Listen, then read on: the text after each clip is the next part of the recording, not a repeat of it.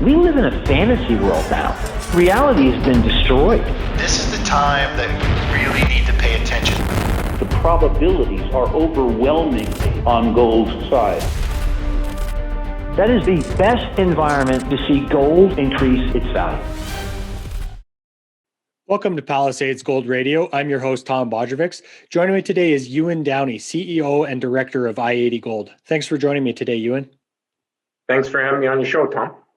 So why don't we start by having you tell us a little bit about your background. How did you get into the mining industry, and give us kind of the evolution, if you will, of being involved with so many successful companies such as Wolfden, Premier, and now I-80? I come from a mining family, so growing up as a kid, I traveled really from mining town to mining town, born in Timmins, Ontario, one of the great gold towns. And so out of university, I started a little mining exploration business and eventually sold that to create my first public company in the late 1990s, which was Wolfden. And Wolfden was acquired in 2007. Premier was spun out of Wolfden, so it was essentially a free share for all our Wolfden shareholders. And ran Wolfden up until recently when Premier until recently when Equinox took over the company. And as part of that transaction, we did another spin-co. So in some ways, I look at I-80 as a continuation of Wolfden. Mm-hmm. So as a producing miner, do you try to stay abreast of the macro factors that affect the gold price, Ewan? I try not to look at the gold price every day. To me, it doesn't make sense half the time what's going on. We're seeing the cryptocurrencies going crazy and a real hard metal not. And I don't understand half the time what's going on. So I just focus on trying to build a really good business that's going to be profitable in good gold prices and bad gold prices, because all commodities, all industries are cyclical, and we've seen cycles, and I've survived through a few of them by ensuring we're well prepared for. So when you say being well prepared for let's say every part of the cycle, Ewan, what does that mean to you, and how do you try to prepare for when you see the bear market coming again? I think if you look at the current portfolio, we've grown in Nevada. Every project has extremely high grades. We've got open pit grades of 1 to 2 grams per ton, underground grades between 8.5 and 10, almost 11 grams per ton.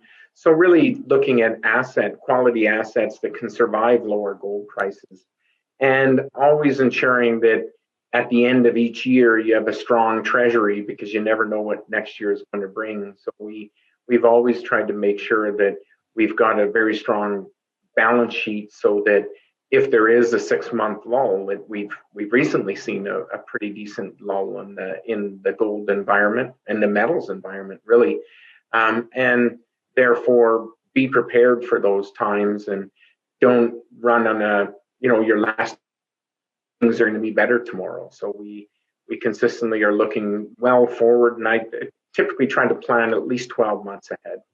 Mm-hmm. So when we think about CEOs being good stewards of capital, what does that mean to you, and has your view of how to do that changed over the years, Ewan? I don't think it's really changed. I think we've always tried to be really good stewards of capital. I try to keep teams as lean as possible. Right now we have 3 assets. We're trying to grow, build a new gold mine currently right now in Nevada, hoping to have it in production in 2022.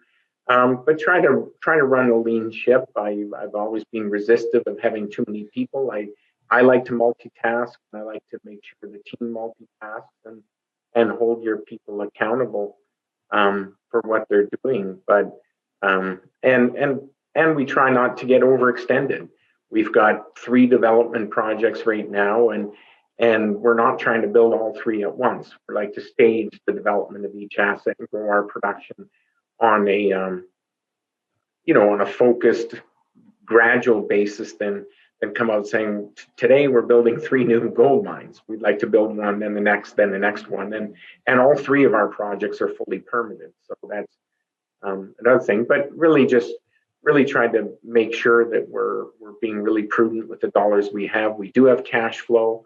try to use as much cash flow as possible to grow the next one instead of necessarily running to the market every 6 months to refinance. Mm-hmm. So, Ewan, what is the main purpose of creating a spin-out vehicle? Is it easier to manage another project within a completely new company? And are there certain synergies that would possibly be created by having one team that was able to handle all of these tasks? I think for me, it's when we did the spin out of Wolfden, when Wolfden was acquired, Wolfden was predominantly a base metal company. So the gold assets became Premier.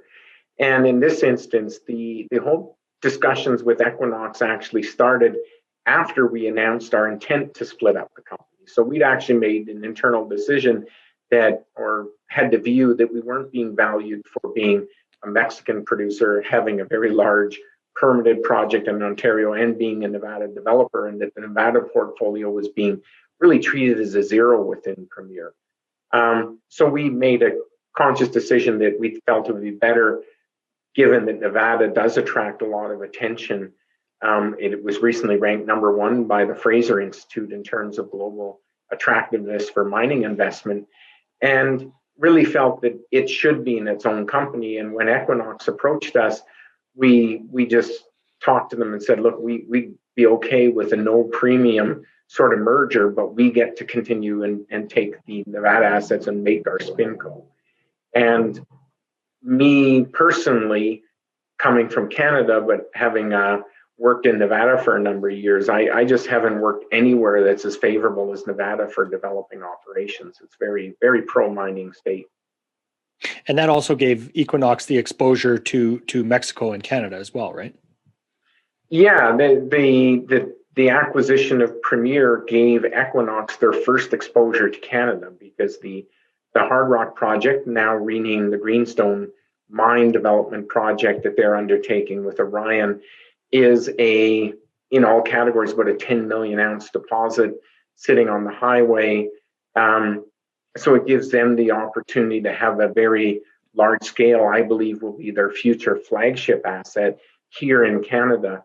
Whereas their presentation has always said they want to be the premier developer in the Americas, but in the Americas they were missing Canada. So I think long term, the addition of Canada to their portfolio will be very, very positive for reducing their geopolitical risk, and should be very good for their shareholders as well, and me as a shareholder, because I did get stock in Equinox as part of the transaction. So in the case of I-80, Ewan, you have a joint venture partner in Nevada Gold Mines, which is operated by Barrick on the South Arturo mine. So can you explain how this relationship works to our listeners that might not be familiar with how a joint venture works? Yeah, I-80 Gold Corp is Nevada Gold Mines' only operating partner in Nevada. And so, but we own 40%, so they have controlling interest in the joint venture. The property sits at the north end of the Carlin Trend. The Carlin Trend was recently consolidated when the Barrick Newmont combined their assets to create Nevada Gold Mines. And it's the only piece in the North Carlin operating piece in the North Carlin that they don't own on a 100% basis. Really, they operate the property on a day-to-day basis. We are mining underground right now. But Barrick and Nevada Gold Mines have been a very positive partner. It's been a very positive relationship we've had with them. It's a very collaborative one. But at the end of the day, they do take our input. Usually they consider it, and we do discuss a path forward jointly. So it's worked very well to date.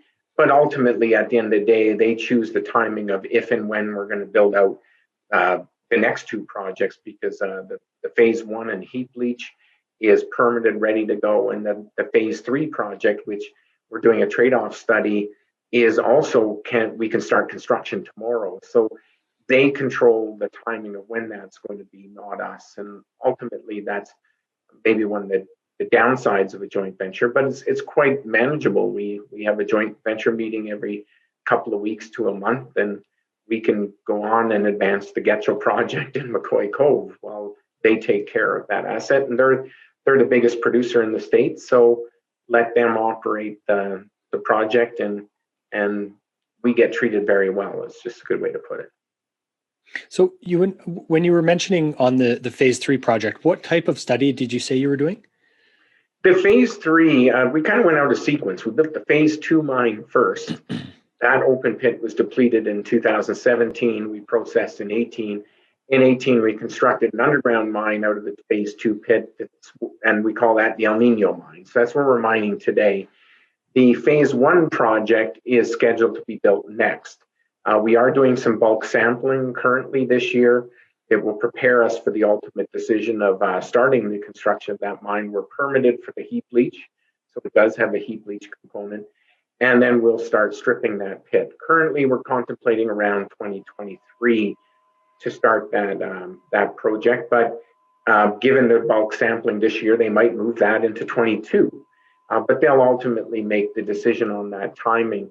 The phase 3 project was supposed to be an open pit built after phase 1, but in 2020, we sort of looked at the economics. It's very good grade, much like the phase 2 pit, and it was actually Premier, or I-80 now, that challenged that maybe instead of waiting 7 years and building a high strip ratio pit, we should consider it as an underground project. And Barrick and Nevada Gold Mines agreed with that strategy and are currently doing a trade-off study to define whether it's better to do it as a pit, do it as an underground, or do it as a combined, maybe a hybrid project with a smaller pit where there's heap leach mineralization, then get the high-grade material from underground. So that study is underway and should be completed here in the second half of this year. And when that's completed, then the partners will sit down and decide on timing. And conceivably, we could start that construction later this year. The beauty of those two projects is the capital cost to I-80 to build both of those projects is likely in about the 35 million range. So we can build 2 new gold mines for our company with one of the lowest capital requirements in the industry. So as a producer, Ewan, how did COVID affect your company? In Nevada, it really hasn't affected operations at all. But again, because Nevada Gold Mines runs the project, that's mainly been on them. We did operate the Mexican, the Mercedes mine in Mexico. And really, we didn't have too many slowdowns. We had a few cases on site. At one time, we had a small outbreak that hampered production just slightly. But really, it was the shutdown period when Mexico shut down the entire state to mining that affected us. But it allowed us during that period to revise our mine plan where we were barely profitable to when we started again, we were quite profitable. So we took advantage of the shutdown and revised our mining sequence, our mining plan to be more profitable. But other than that, really, we haven't seen that much effect on operations from COVID, fortunately. So in the case of Premier, Ewan, when you think back to being taken over by Equinox, what were the considerations from your standpoint that went into making that deal to be fair to shareholders? The Greenstone mine is a $1.3 billion capital project. So as a 50% owner, we were partners with Centerra at the time. Our capital to put in was going to be somewhere in the range of 600 to 700 million Canadian. Our market cap at the time was about 400, less than that. So we just felt that to do it alone would have been very dilutive to our shareholders. It would have been a 2-year period where the entire risk for our shareholders was what happens to gold price over 2 years. So it would have been maybe a sit and wait story. Whereas going into Equinox, it's a growth story to them, and they've already got 600,000 ounces a year of production. So it's really just looking at reducing risk for our shareholders and putting it in with the company. It really will help them in their trajectory to become a plus 1 million ounce producer. They've reduced their geopolitical profile by being in Canada, and ultimately it should be very good for their share price. And we can participate in the development of our project through Equinox now, and it allows us to start up again and try to do something special with I-80. So what would be the considerations or differences of keeping I-80 as a private company rather than going public? Well, it was kind of treated as a private company within Premier in the final days before we launched it. But it's really the capital requirements to grow a business that led us to wanting to be a public company with I-80. The plans right now are to build 2 additional mines with the Nevada Gold Mines in Nevada. We also, prior to the spin out happening, we'd arranged a deal to acquire the Getchell project from Waterton. It's under care and maintenance underground project of over 10 grams per ton that we viewed as being a great growth platform for our company. We're currently rehabilitating those underground workings, just ramping up a major drill program, and then we'll have to develop it. So it's just really the access to capital was the primary reason for wanting to be public. And since Premier was already a publicly traded company, the premium was getting I-80, and I'd like to think that much like we did when Premier was launched out of Wolf Den, by the time it was taken over, the market cap increased by about 5 to 8 times. And I'd like to think we're going to do that again with this company. So when you contrast the portfolio of projects that Premier had in Canada, Nevada, and Mexico, is it much simpler to be only focusing on Nevada now? Yeah, I think one of the big knocks against Premier was a lot of investors say there's a lack of focus. We're in Mexico, you're in Canada.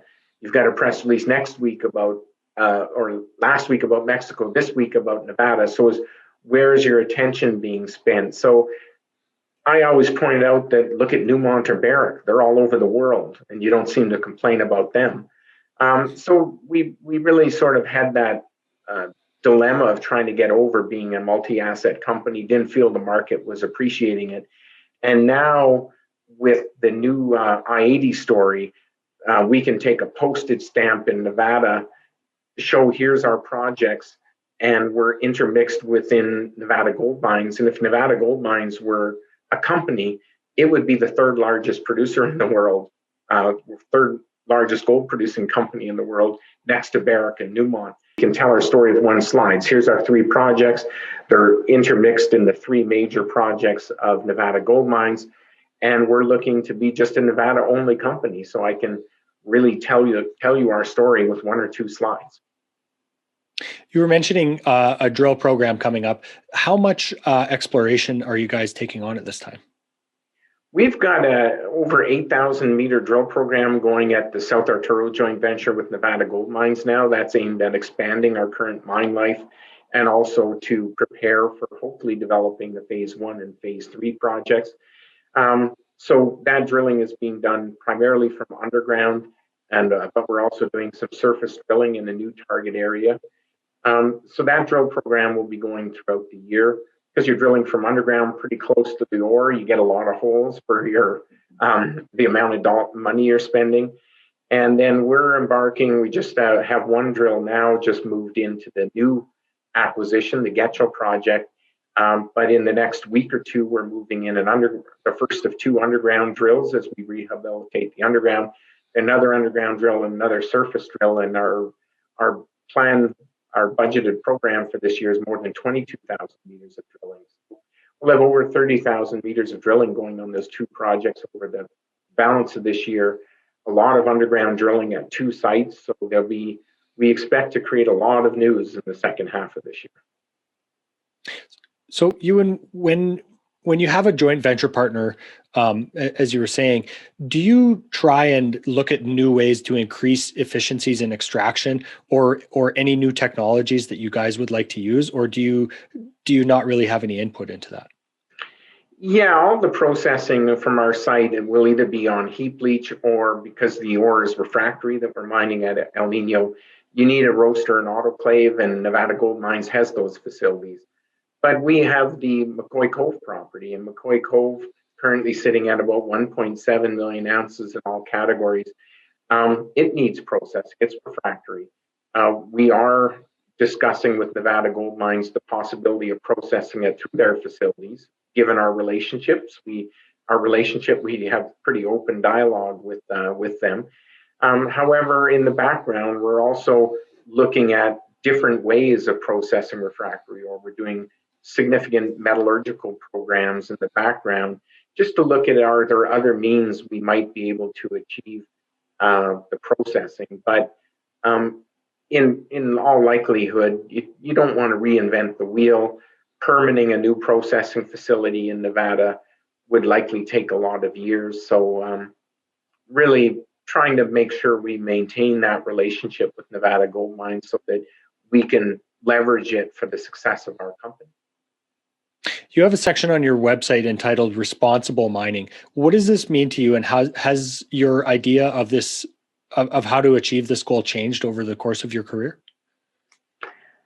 Not really. I think, there's mining has been painted with a bad brush. You look at the Hard Rock project or the Greenstone mine that we permitted.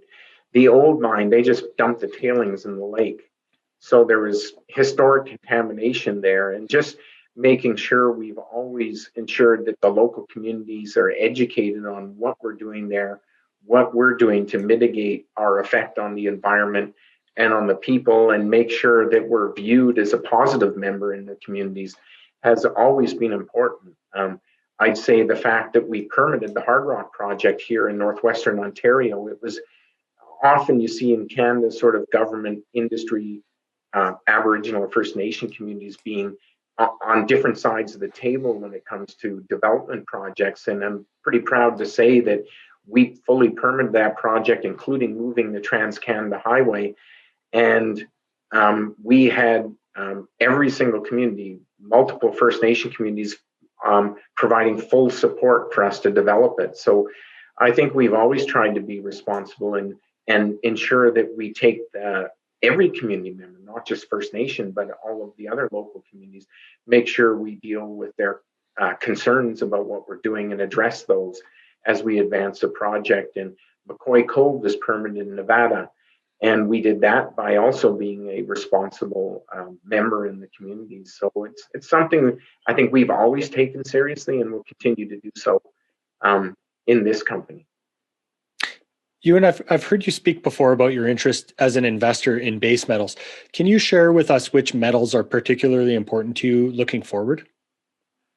Well, obviously I run a gold company, but previously Wolfden, where I started, was primarily a base metal company. So I've always been a fan of base metals. I think base metal exploration is kind of exciting. Geophysics is a real tool that can help you discover mineralization. So I've always been a pretty big fan of the base metal sector. And as we see currently, if we're going to go full battery power across the world, we're going to need significant base metals.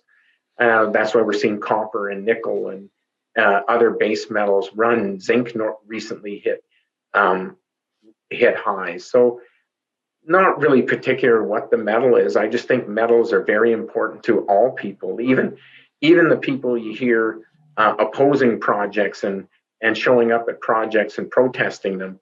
Most of them show up in cars, so they're using gas and metal. So it's important to all of us, and if we do it responsibly, we should be accepted in the communities. And I really want to introduce some diversity in our company in the future. I'd like to have some exposure to silver. I'd like to have some more exposure to some base metals. Obviously, Agnico has really profited from their a bit diverse portfolio. Barrick has gone into copper. So in the future, I'd say we're not going to be shy to look at opportunities where we can introduce some metals diversification into our portfolio. And I just think that it's a good business strategy to be in more than just one metal. You guys do produce some silver already, though, do you not? Yeah, a minor amount out of South Arturo. It's very minor. There's a reasonable component at McCoy Cove, very little at Getchell, but Nevada's also, I think they call it the silver state, not the gold state. And so there's a lot of silver in Nevada as well. And if we have a target on one of our projects that's silver rich or base metal rich, we won't be shy at trying to maximize our exposure to those opportunities. Excellent, Ewan. Do you have anything else you'd like to share with our audience as we wrap up here? No, just thank you for your time. I-80 is a brand new company. I think we're just trying to get the word out that this is a company to watch in the future. We're looking to grow quickly. We've got a strong balance sheet, and we hope that lots of people like to follow what we're doing. And I hope that we do a good job for our shareholders and the investing public. Excellent, Ewan. Thanks for your time today. Thank you very much, Tom. This podcast is for general informational purposes only. Nothing on this podcast should be taken as investment advice.